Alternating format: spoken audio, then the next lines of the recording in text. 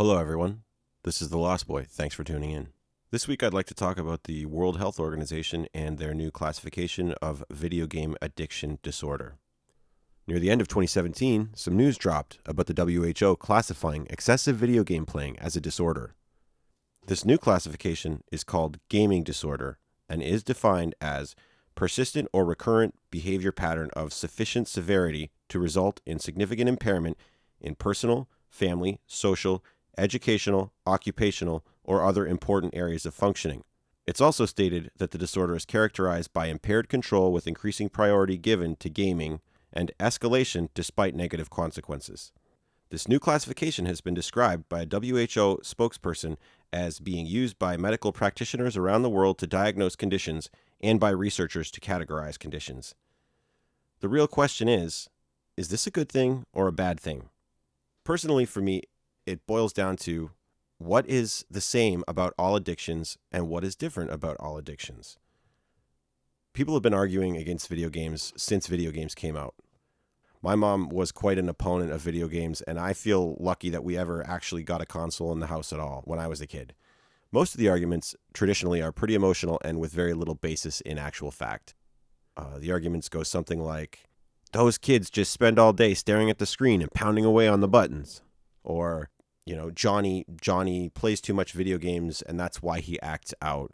Or first-person shooters desensitize the gamer, so maybe they'll go shoot up their school. And we can kind of see where these ideas come from. There's always the classic example of the Columbine shooting.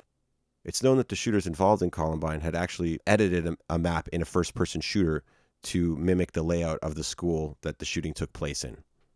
Another argument against video games can be that they give a false sense of fulfillment and competency. This I actually somewhat agree with. Just think about this.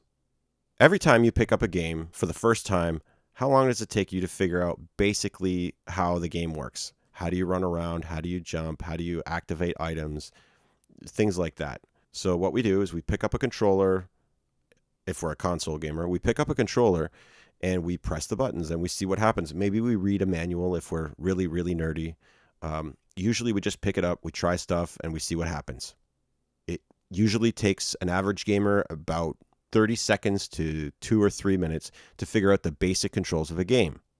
Now, how long would it take you from that point to a decent proficiency? Now, this is a little hard to say because many games are very, very different, but after you've learned the basic controls of a game, what's next?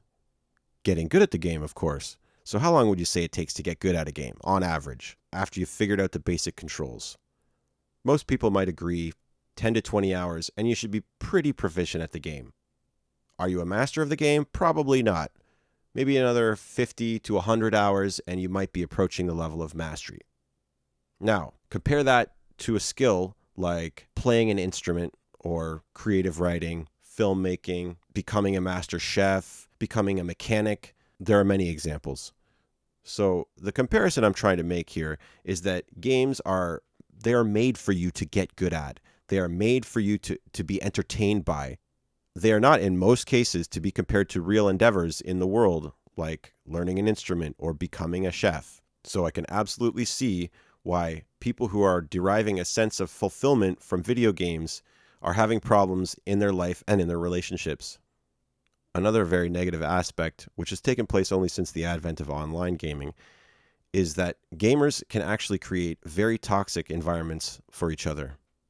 Now, of course, on the other hand, for every argument against video games, there is a counter-argument.